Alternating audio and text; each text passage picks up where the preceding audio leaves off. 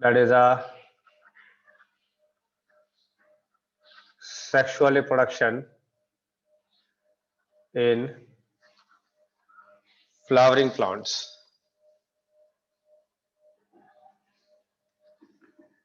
That is a sexual reproduction in flowering plants. तो ये बताइए कि फ्लावरिंग प्लांट्स का दूसरा नाम क्या है?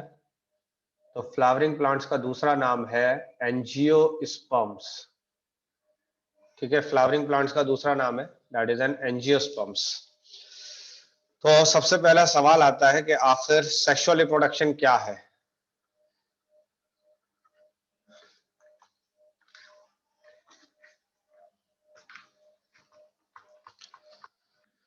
तो मैंने कहा कि when two parents of opposite sex cross together and form new offspring.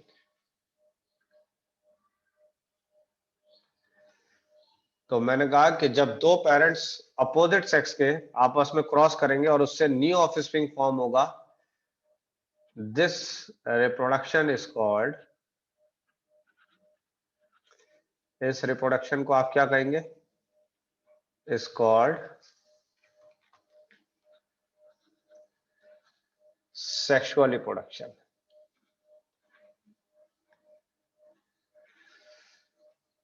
जैसा कि आपको पता है कि हम लोग यहाँ पर आज बात करेंगे बेसिकली फ्लावरिंग प्लांट्स की। फ्लावरिंग प्लांट्स का दूसरा नाम क्या था? दैट इज एन एंजियोस्पर्म्स की बात करेंगे। ठीक है, तो सेक्सुअल रिप्रोडक्शन किस तरीके से फ्लावरिंग प्लांट्स में होता है, इसको आज हमें देखना है। तो एक्चुअल में फ्लावरिंग प्लांट्स के अंदर जो सेक्सुअल रिप्रोडक्शन होता है that is because of flower. तो एक्चुअल में फ्लावर अपने आप में है क्या चीज? तो मैंने कहा कि ये एक तरीके का मॉडिफाइड शूट है, that is modified shoot responsible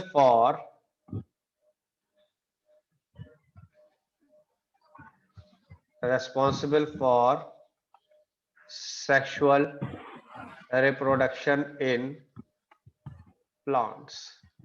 इसका मतलब ये हुआ कि फ्लावर एक तरीके का क्या है कि एक तरीके का मॉडिफाइड शूट है जिसका मकसद है सेक्सुअल रिप्रोडक्शन कराना, किसके अंदर? प्लांट्स के अंदर। क्या ये बात समझ में आ रही है सब लोगों को? Yes.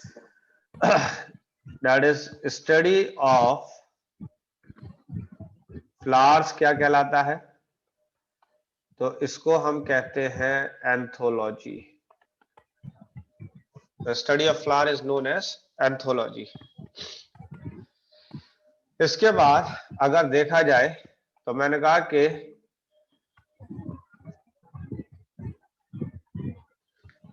जिसके माइक से शोर आ रहा है वो अपने माइक को बंद कर ले।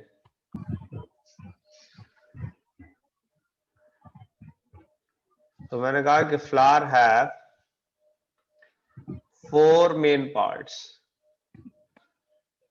तो फ्लावर के पास अगर देखा जाए तो कितने मेन पार्ट्स हैं? फ्लावर के पास अगर देखा जाए तो 4 मेन पार्ट्स हैं।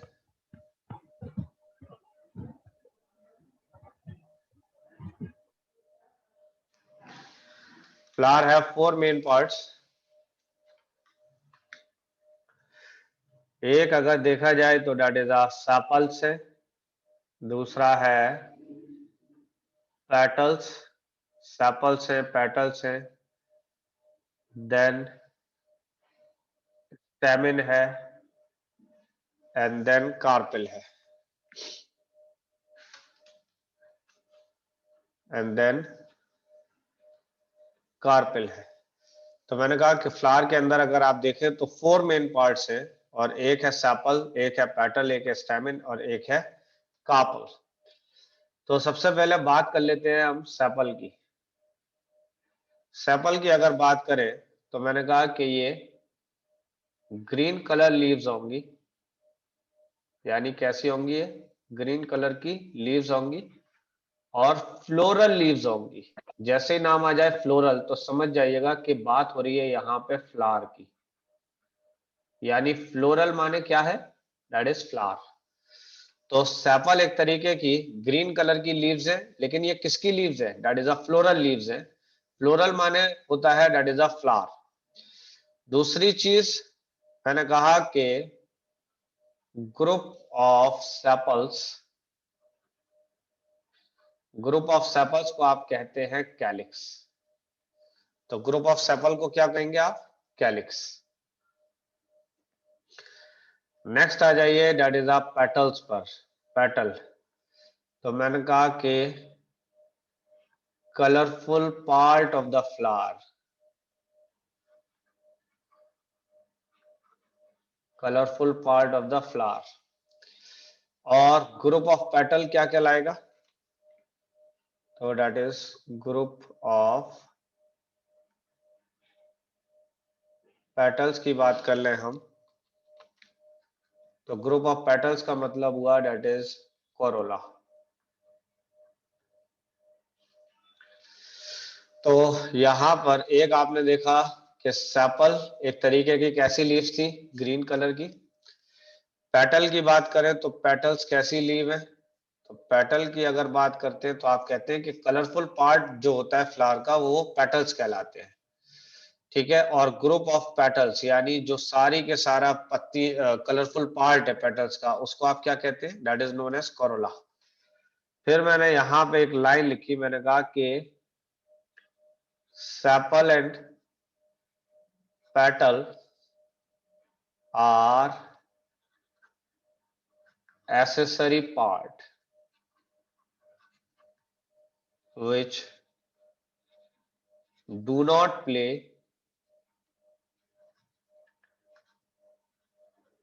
any role in sexual reproduction। यानी अगर सेपल और पेटल की बात करें तो ये एसेसरी पार्ट है जिसके होने ना होने से सेक्सुअल रिप्रोडक्शन पे कोई फर्क नहीं है, क्योंकि सेपल और पेटल्स अगर देखा जाए तो सेक्सुअल रिप्रोडक्शन में कोई रोल प्ले कर ही नहीं रहे हैं।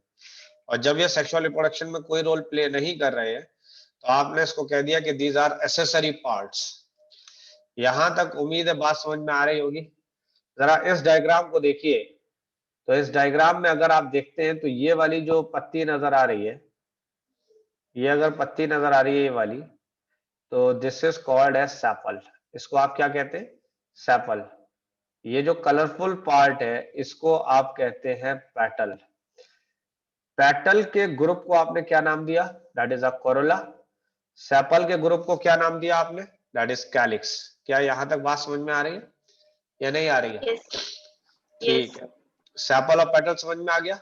अच्छा ये बताइए कि सेपल और पेटल एसेसरी पार्ट है या नेसेसरी पार्ट है, एसेसरी पार्ट है।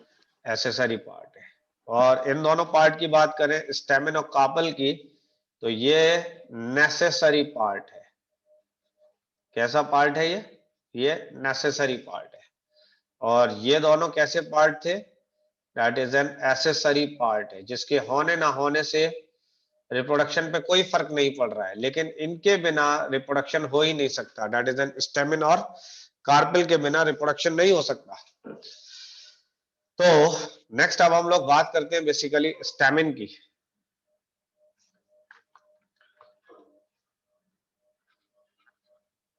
दैट इज एन स्टेमिन की। स्टेमिन जो है this is a male reproductive part है। स्टेमिन क्या है, that is a male reproductive part है, मेल रिप्रोडक्टिव पार्ट है। अगर देखा जाए इसका स्ट्रक्चर, अगर इसका स्ट्रक्चर देखा जाए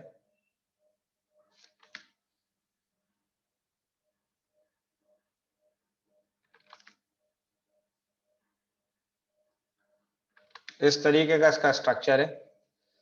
और इस स्टेमिन में अगर आप देखते हैं तो ये रहा फिलामेंट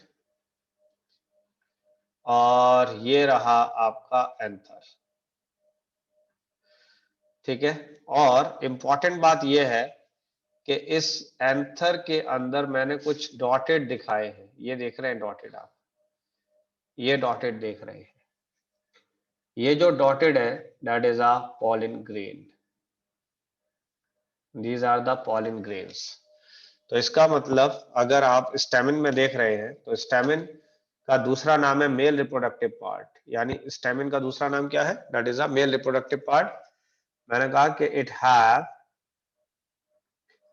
2 पार्ट्स, इसके अंदर कितने पार्ट्स हैं, 2 पार्ट्स। एक पार्ट्स क्या है, तो वो है एंथर, और दूसरा पार्ट क्या है, दैट इज अ फिलामेंट। और अगर देखा जाए तो मैंने कहा कि पॉलिन ग्रेन कहां पर फॉर्म हो रहे हैं, तो ये पॉलिन ग्रेन फॉर्म हो रहे हैं इन एंथा।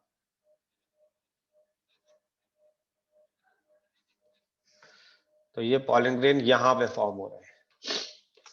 एक चीज अगर आप यहां पर देखें तो यहां पर एंथर में एक ये पार्ट है और एक ये पार्ट है, दिखाई दे रहा है। तो इसमें इस तरीके के कितने पार्ट्स नजर आ रहे हैं, 2 पार्ट्स नजर आ रहे हैं। तो इनको हम कहते हैं लोब्स। तो इनको आप क्या कहते हैं, that is known as lobes. देखो ये पूरा का पूरा लोब्स है, ये वाला पूरा का पूरा लोब है ये वाला, और ऐसे ये पूरा का पूरा ये लोब है। तो इसका मतलब इस एंथर में कितने लोब्स है, 2 लोब्स। हाँ जी 2 लोब्स है। तो मैंने कहा कि व्हेन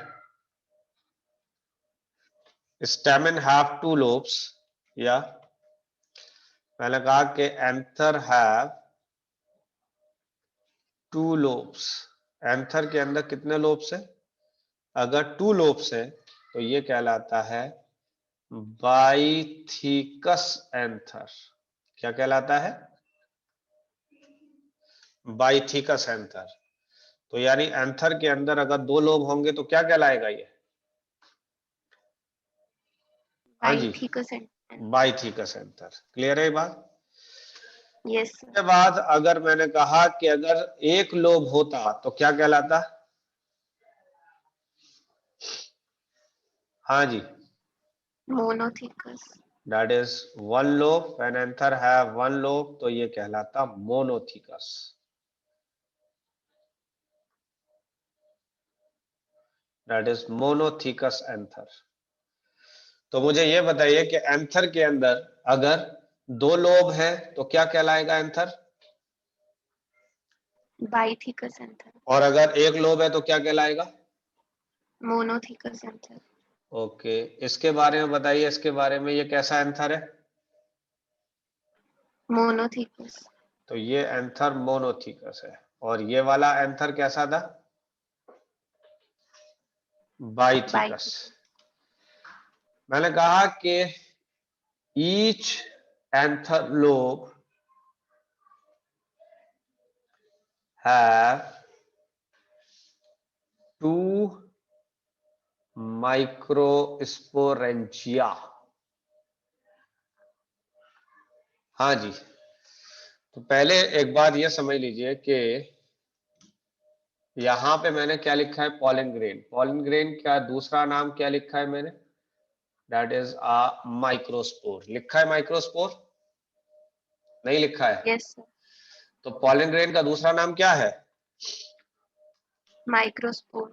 माइक्रोस्पोर। यहां पे ये क्या लिखा हुआ है, जरा पढ़िए।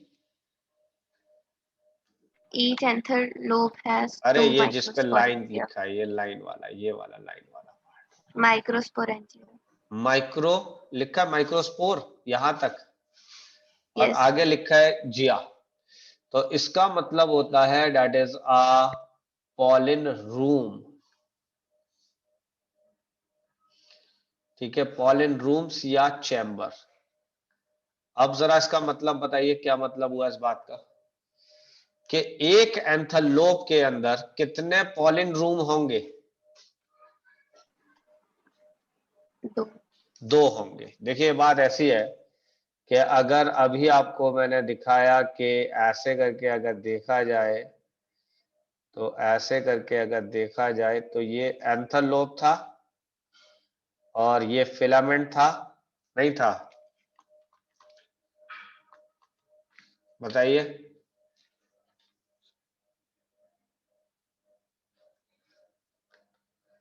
इस तरीके से था या नहीं था ये? Yes, बताइए। sir. इसको हमने ऐसे कट किया तो ये एक लोब है या नहीं है? एक लोब ये रही और एक लोब ये रही। इस लोब को जब मैंने Yes. ऊपर से दिखाया है, ऊपर से जब दिखाया है तो एक लोब ये रही और एक लोब ये रही। ठीक है, हर लोब के अंदर कितने माइक्रोस्पोरेंजिया है? 2. एक माइक्रोस्पोरेंजिया ये रहा, एक माइक्रोस्पोरेंजिया ये रहा, एक ये रहा, एक ये रहा। तो ये बताइए कि एक लोब में कितने माइक्रोस्पोरेंजिया है? 2. दैट इज 2 माइक्रोस्पोरेंजिया है। और माइक्रोस्पोरेंजिया का दूसरा नाम क्या है? Pollen room. पॉलन रूम का मतलब यहां पर पॉलन ग्रेन्स फॉर्म्ड होते हैं, यानी माइक्रोस्पोरेंजिया का मतलब है, यानी अगर देखा जाए तो माइक्रोस्पोरेंजिया का मतलब क्या है? माइक्रोस्पोरेंजिया का मतलब है room in which pollen grains are formed।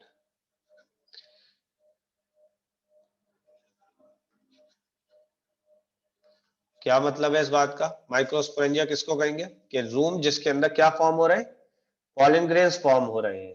क्या ये बात समझ में आ रही है? नहीं आ रही है? Yes, sir. तो यहां पर एक लोब के अंदर कितने माइक्रोस्पोरेंजिया है? 2. 2 है। और इसके अंदर ये जो रेड कलर के मैंने दिखाए हैं ये क्या है? Pollen grains. ये क्या है? ये क्या है? Pollen grains. एक लोब के अंदर कितने माइक्रोस्पोरेंजिया है? 2. 2 है। कंफर्म है ये बात सभी लोगों को? ठीक है। अब मुझे Yes, sir. ये बताइए कि बाई थीकस एंथर हैव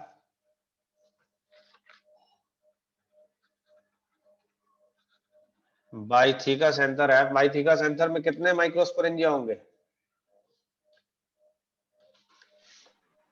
हाँ जी, बताइए कितने होंगे?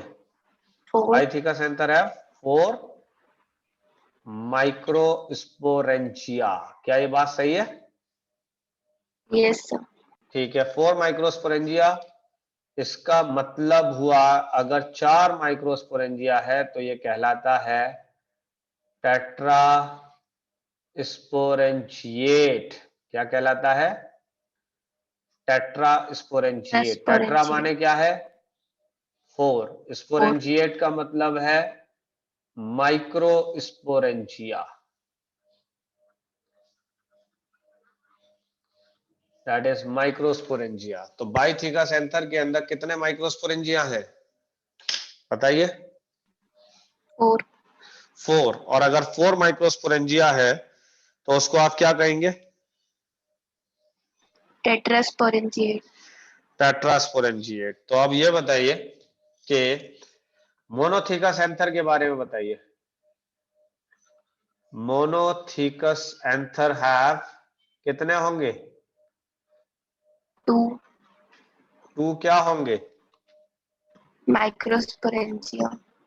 Microsporangia. What is microsporangia? The room in which pollen grains are formed. जी, ये वो रूम है जिसमें पॉलन ग्रेन बनते हैं। तो मोनोथिकस एंथर हैव 2 माइक्रोस्पोरेंजिया। तो इस कंडीशन को क्या कहेंगे हम?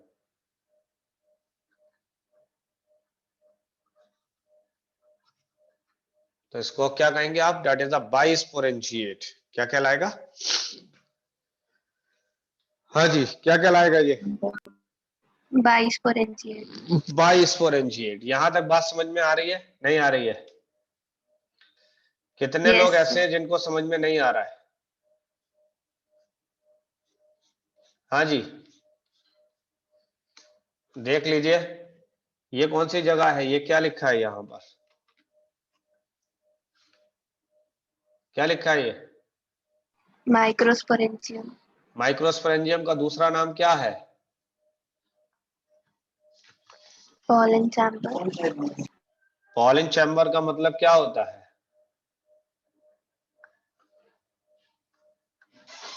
हाँ जी, जहाँ pollen grains form हो। जहां पर पॉलन ग्रेन्स फॉर्म्स हो। यहां तक बात समझ में आ रही है? यहाँ पर आप देख रहे हैं कि जो येलो कलर के नजर आ रहे हैं, ये वाला, ये येलो कलर का एक लोब नजर आ रही है, एक ये येलो कलर की लोब नोब नजर आ रही है, नहीं आ रही है? बताइए। Yes sir, तो कितने लोब हैं यहाँ पर? 2, दो लोब हैं। अगर एंथर में दो लोब होती है तो क्या कहलाता है? Bytheus anther, bithecous anther. और अगर सिंगल लोब होती तो क्या कहलाता? Monotheous anther, monothecous anther. अच्छा, हर लोब के अंदर कितने माइक्रोस्पोरेंजियम होते हैं? 2, 2। एक और बात याद रखिएगा, देखिए यहाँ पे लास्ट में क्या लिखा हुआ है, जरा ये बताइए, यहाँ पे क्या लिखा है? yum, यम। यम जिसमें लिखा हो तो समझ जाइएगा ये बात हो रही है सिंगुलर की। किसकी बात हो रही है? सिंगुलर की। और अगर singular, लिखा हुआ है या, क्या लिखा है? या, तो इसका मतलब है बात हो रही है प्लूरल की। तो अगर किसी नाम के आखिर में लिखा है यम, तो इसका क्या मतलब है? singular, और अगर या लिखा है तो plural, प्लूरल है। यहां तक क्लियर है कहानी? yes sir, तो यहां पर ये देखिए क्या लिखा है, ये yeah, या, इससे क्या समझ में आ रहा है? plural के दैट इज क्या है? प्लूरल है। तो कितने माइक्रोस्पोरेंजिया हैं यहाँ पर? 4, इसीलिए सिंगुलर होगा, प्लूरल होगा? plural, तो इसीलिए नाम क्या पड़ गया? tetrasporangia, ठीक है। अब ये बताइए कि पॉलन ग्रेन्स कहां पर फॉर्म हो रहे हैं? ये आ जाइए, पॉलन ग्रेन। हाँ जी, कहां पर फॉर्म हो रहे हैं? दैट इज फॉर्म्ड इन, किसके अंदर? फॉर्म्ड इन, कहां पे फॉर्म हो रहे थे? पॉलन pollen chamber, चैम्बर में। पॉलन चैम्बर का दूसरा नाम? microsporangia, that is microsporangia. और जब जब माइक्रो आएगा वर्ड, क्या वर्ड आएगा? micro, micro. माइक्रो माने छोटा होता है, बड़ा होता है? छोटा, छोटा होता है, तो इसका मतलब ये है मेल पार्ट। और अगर बड़ा होता तो फीमेल पार्ट होता। अगर बड़ा होता तो कौन सा पार्ट होता? female part, female part. तो मैंने कहा कि pollen grain formed in pollen chamber, that is a microsporangia, that is a male part. और अब अगर दिखाया जाए तो पॉलन ग्रेन का ही दूसरा नाम क्या बताया था अभी आपने? हाँ जी, that is a microspores. Pollen grain का दूसरा नाम क्या है? microspores, that is microspores. Clear है ये बात? अगर देखा yes sir, जाए तो ये स्ट्रक्चर होता है पॉलन ग्रेन का।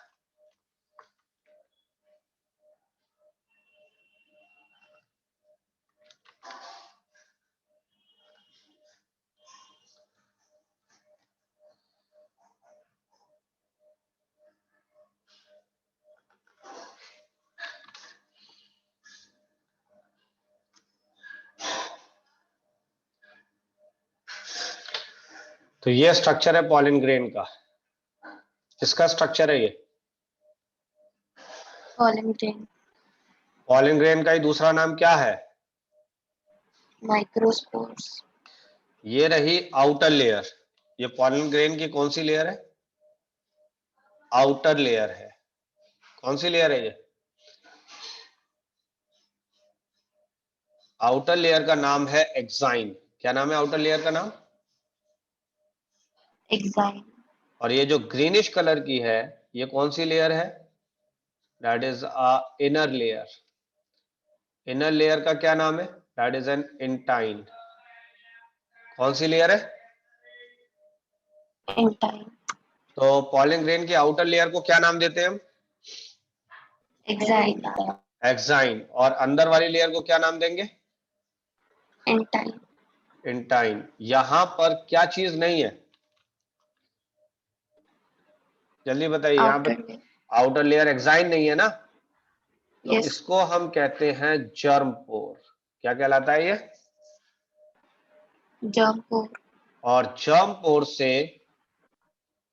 Pollen tube is formed. Germ pore से क्या बनेगा? Pollen tube. हाँ जी, जर्म पोर से क्या बनेगा? Pollen tube pollen form tube. होगा। यहां तक बात समझ में आ रही है? ये है बेसिकली साइटोप्लाज्म, क्लियर है? और ये क्या है? न्यूक्लियस। ये किसका स्ट्रक्चर था? पॉलन ग्रेन को। पॉलन ग्रेन की बाहर वाली लेयर को क्या कहेंगे? एक्साइन। एक्साइन। उसके बाद अंदर वाली लेयर को क्या कहेंगे हम? इंटाइन। और जहां पर एक्साइन एब्सेंट है, जर्म पोर। और जिस जगह पर एक्साइन एब्सेंट है वहां से क्या बनेगा? Pollen tube. Sir pollen pollen tube tube का का मतलब फॉर्मेशन क्या होगा। हुआ? अभी बताएंगे वो सब बाद में, अभी बस इतना याद रखिए कि पॉलन ट्यूब कहां से फॉर्म हो रहा है, that is a germ pore से। उसके बाद इस इंटाइन के अंदर क्या चीज है, क्या मौजूद है? साइटोप्लाज्म और और न्यूक्लियस। साइटोप्लाज्म के अंदर ये क्या है? न्यूक्लियस। यहां तक सभी लोगों को समझ में आ गई ये बात? बताइए। यस।